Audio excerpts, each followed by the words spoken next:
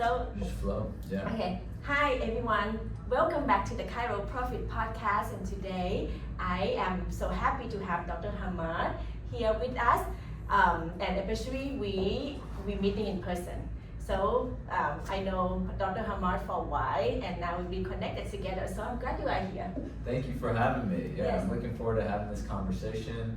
And I'm also excited to learn more about you and the work that you've been doing. Yeah, awesome. We can talk more. Yeah. But first of all, I have to say that congratulations on your new achievement, right? You like a few months ago, you become a doctor of chiropractic, Yes. and you have a lot of goal and have a like vision. That's Mhm. how you want to grow your practice. And if you can share our listener a little bit about how, like, your story, how you become a chiropractor, and what is your goal. And I know that you mentioned your parents are, your dad And is my dad, he's a medical doctor, a cardiologist. Right. Yes. So And- I went the holistic route. I was the youngest, I saw everything, but yeah. yeah. How did you become a holistic, like, choose to be a chiropractor? So I'll when- I'll try to do like a short version, because like our stories can be have quite depth to it. Mhm. So growing up, I naturally gravitated towards athletics. So as a young boy, just very in like my body, want to be healthy, want to be strong, want to be fit and athletic. I think that was my gateway to sports. Basketball was my favorite sport, so I always loved, working with my hands and just that aspect of Yeah. health. And then obviously my dad being a doctor, he always, we valued education a lot in the household. So it's like, same thing. It's like doctor, some sort of professional level was kind of the framework. And so I valued school, but I liked to play more. And then basically in my journey, without going into all the depths, I accumulated some injuries, health challenges, and then, I saw medical practitioners and I saw a lot of people, and I didn't receive the care that I needed. And I ended up having surgery that I shouldn't have had, and other injuries, and it was like kind of this domino effect of where I wanted to be healthy and strong, and the leaders in healthcare that I was going to for support and guidance, they weren't able to provide me with like holistic, natural, lasting solutions. So I've been a patient, client, did a bachelor's, master's, now this doctorate degree. I've been a personal trainer for over 14 years, studied in a holistic health institute. So for me, I combine holistic, natural, conservative care with fitness. So it's like we have the doctor, the education, but then the fitness coaching is, so you and I were working together, I can support you with the chiropractic care and the education and support, but then with the training, you are embodying the changes, right? Because a lot of times we just talk about change. Yeah. I love coaching because you have to do it. I'm not doing it for you. Yeah. So that's the approach I've been taking is, like integrating the chiropractic with the coaching. So when because of your dad is the cardiologist, Yeah.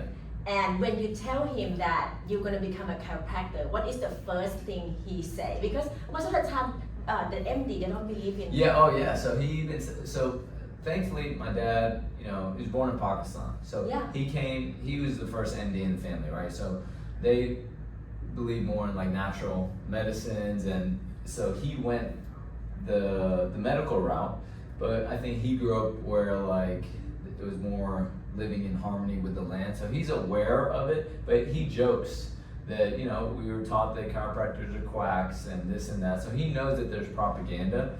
I think my dad just wanted me to be at the doctoral level. So I think he does support, he jokes with all his friends. I actually volunteered at a health fair, medical health fair like last weekend with him. So, just like any familial relationships, it's time, and but I think that there's no issue. I think he's happy for me, and I think Good. he understands it. But he still has all that medical training, and he's old school. So Right. Let me ask you something. yeah. So your dad let you crack his back. Oh yes. So Okay. I do. So that's a real proof. Yeah, no. So, but it's also so funny. So I adjust my mom and dad. I try to like weekly. My mom is so funny because my mom loves it, and like my mom is like likes being adjusted. And then my dad, I'll be adjusting him. He'll laugh, but when I like adjust his neck, he like is tensing up with me. But it's kind of like we're laughing. He's joking. He knows that he's like resistant to it. But actually, last week I did get some cavitations as well. So like, but it's a funny, yeah. Yeah, that's good. That means you got a real approval from your dad and your parents. Yeah. So tell me, like, your philosophy of being chiropractor, because my understanding is there are different philosophy, right? Like, Yeah. what is some of them, some chiropractor using hand, and some of them just Yeah. using instrument. What is the method of, for you when you treat the patient? What is the you have like, I think, like ROF, right? I think it's ROF. What is that? I know that. Like an objective, you take a look at the objective first and then Yeah. come up with the treatment plan. Yeah. So yeah, I understand the Report question. of, what is it called? I guess start with the word like that, like ROF, report of finding. Report of findings. Yes. Okay. So how I practice with this where I am, I've been working as a holistic health practitioner and fitness coach for over a decade. Right. So now I've added chiropractic. My philosophy and how I even want to market myself is more of a holistic doctor that utilizes chiropractic. So I don't, important.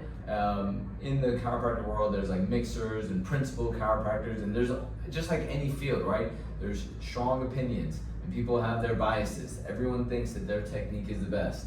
So I am more of a vessel and service oriented. So whoever I'm sitting in front of, it's not about me. I connect with them. I'm working objectively, but also intuitively to really see and feel and connect what is going to support this person the most. So ideally, it kind of depends on the patient. What I'm doing, let's just say now, more so is, yes, I primarily use my hands, but I'm not opposed to instrument. Like, I don't have those strong types of beliefs, right? It's like everyone has gifts. There's so many different ways to support someone. I think people get too caught up in the ego of like, this way is the right way, but you don't know. It's like, just being positive, kind, and supporting someone can be helpful, even energetically. So then for me, it's kind of based on the individual. But I like I said, I incorporate the coaching, training, I stretch, massage work, trigger point, cupping, grasping. Right. So like, it kind of just depends. Right, I see. I case agree. by case. I agree with you though, because when you do the adjustment, it's not just the adjustment, right? You also have to coach them too, because it's about the lifestyle that can maintain their good health. But for personally, when I go see a chiropractor, I prefer someone with their hand. Yeah. More than instrument. And That's what you- chiropractic, what it means is, chiros comes from a Greek word with like hands and practice. So it's someone who practices with their hands, So I have like an instrument, but these days it's primarily, so what I say is head, hands, heart. That's how I serve people, so Yeah, and I love that, because myself, I believe in the holistic approach more than just like treating the symptom too. Exactly. And I think it's so important for people to understand that how important it is to go see a chiropractor. And anyway, this show is all about, helping chiropractic practice owner to grow their wealth, grow their profit, and reduce taxes. So we wanna have like talk more into that, and you can feel free to ask me any questions, and like kind of like talking back and forth, right? So right, I know that you just complete your degree, and now you're about to, you're independent, and you are. Tell me a little bit more like your vision of you building your practice and where you are now and where are you heading. What is your vision? I really value like what I was mentioning, service and also freedom and alignment in my life, right? So I've been an entrepreneur for a while, started my own business in 2014. I love working with people, collaborating, connecting, but also personally, I enjoy travel. I enjoy keeping things fresh and different, and I think the healthier I am, the better I can serve people. So right now I'm working as an independent contractor with a group in a few of their offices around the Atlanta area. Yeah. And I just got back from hosting a wellness retreat in Nashville this weekend. So I'm also seeing clients independently, and then I teach fitness classes. So my buckets, what I've streamlined is chiropractic care, holistic health education, which is involved speaking, workshops, education, retreats, and then the fitness coaching. And so those are like the three main buckets. And like I said, I love meeting new people, helping as many people. Simply, my vision is to help as many people as I can, have the most positive impact, and enjoy my life fully while doing that. And then long-term vision, we'll see. Like, always thought of, having a wellness center, and right now I would like to build more locally. So basically build what I'm starting now. Like I'm working like part-time, building clientele, and I just plan to keep growing, and then we'll see like where the journey takes me. But I would love to continue to do this, hosting retreats and doing all that. So I'm traveling. So my lifestyle is like medicine for me too, to where it's embedded, and I love helping. I love doing what I do. So yeah. And that's what I can see, that you are unique, and what I like about you is that you, because success mean for everyone different things, right? You just have to determine your own success, and your success doesn't mean that you need to have like 10-15 locations. It's about number one, how much time you want to work, how like it's your own vision, it's your own life. You can decide it. So that's why that's what I like about you, Dr. Hamad. You like you like to do a retreat, and you know what you want. You have a good spirit. You have like you love freedom. Mm-hmm. So that's why right now you have like figure things out, right? And see what you like the most, and it just enjoy your journey. Exactly, and just that's why I say help people and enjoy the journey, and like staying in that energy. And what you said. So for me, success is like peace of mind, freedom, and living in alignment with integrity. And just I want to just be Hamad, and like okay, I'm good at these things, but just like live a simple life. Like people know what I'm good at and how I'm that person in the community. Right. And one thing that you keep saying that I want to help people. You want to create value to people, and that's the thing that is gonna. Your wealth gonna come because of you keep helping people. You keep creating value for other people, and then it's gonna return back to you. So that's good. So standing in that faith. Right. Sure, So tell me, with your current situation, right? You said you're just starting out. What is the challenges in terms of finance? Could use more of it, but I mean that's always challenge. I would say is we go to better ourselves to add more value, and then we accrue. Like I took out loans, so having that debt, and I did take out personal school debt, right? School finance, That's financial like aid. 6-figure. Yes, number. and such a high interest rate that's just been accruing the whole time. So that's like a dragon in my closet, but I'm really valuing what I have control over. So just being the best person, and because I used to let finances stress me more, but I think I've done a lot of internal work too, and it's just like providing value. I'm rich energetically and wealthy. I know that, right? So it's like I'm not wanting to let those things bother me, but it's there. So I would like to learn more just about like finances and leveraging myself to where I have peace of mind that I'm like working on that. But the way I've kind of lived is when I kind of just put it to the side. I don't stress about Right. it because I feel like I don't have the income that I need to tackle it. So that's where I'm just right now, just taking what's in front of me. But that's why I want to like connect with individuals like yourself and other people who can teach me about finances, and I do have some experience with business, but just to get better at it. Yeah, Because yeah. I want to continue. I don't want to be so stuck on that. I want to continue to serve with my heart and just like help people and not be worried so much about. Of course. Yes. Yeah. So I'm trying to figure that out because I would do what I do for free if I could.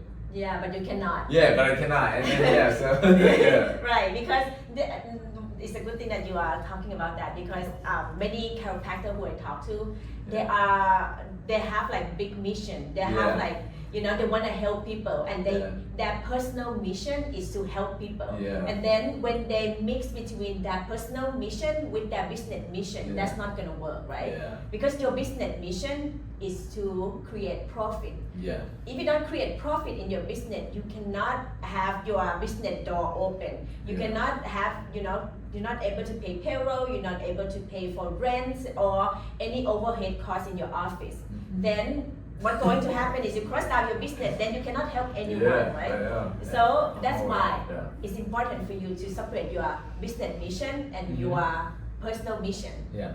And from there, we can create, you know, I think what I'm hearing from you, your challenges, number one is you want to have a peace of mind. Like enough stable income to where my entrepreneurial, like I can work more or less, but I don't have like my needs covered right now financially. And that's also the choice of the entrepreneur, right? Because I'm not working full time, I'm working as an independent contractor.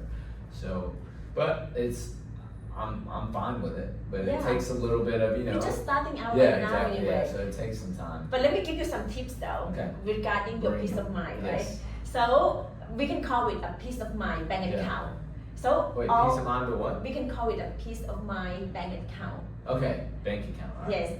So what you could do is, most of the time when I tell my clients or anyone, you know, and any new chiropractor who just gets started, you may not be able to afford, you know, like an advisor, a tax advisor or financial advisor. What you could do is, you can set up, number one, you have to set up a business bank account, right? And whatever the money revenue coming in is gonna hit that bank account. But before you get hit into that bank account, you can create like all the money that flow in. You can create a peace of mind bank account, and you can even, if your current situation right now, you receive 1099, and you can set up the payment. Maybe you are, you know, people who you work with, they maybe set up with the ADP payroll provider, or set up with any you know, payroll provider. Yeah. You can have set up 2 bank account. When the money get into your account, you can separate like maybe 15%, you know, to go to your peace of mind bank account first before it sit into your business checking account, which is where you can use it as like your operating expenses. So the peace of mind bank account, that would be like operating expenses. So I've had a business checking account and all that. It's not gonna be your operating expenses. What I mean is, when the money coming in, you want to pay yourself first, right? Yeah. You can separate maybe either minimum of 15%, because 15% we usually put it as like your tax account, but we want to make sure that you pay yourself first. So you can set up minimum 15%, it could be 15 to 30%. So do I just transfer from my business to my personal checking? You could do that, but I want to make your life easier and for you not to think about it at all. Yeah. So with your payroll provider, you know, when they pay. So I think I have like paychecks through that, but then also I have clients paying me individually.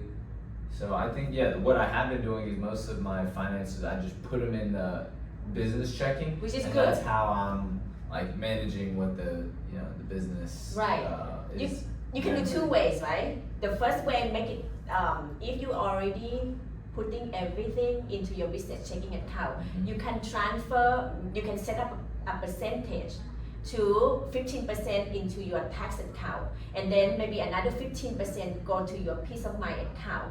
So meaning that by the time, you know, every paycheck you receive, 15% over time, by the end of the year, you don't have to worry about you have to pay, you're not going to have Yeah. enough money paying taxes. But if you have more, then you can put that, transfer it to your your retirement account, so that, because what I believe is the more you have, the more you going to consume, right? It's the same concept as when you have a like your toothpaste. If you have a lot, like the full toothpaste, you're gonna squeeze out a lot, you're gonna use some more.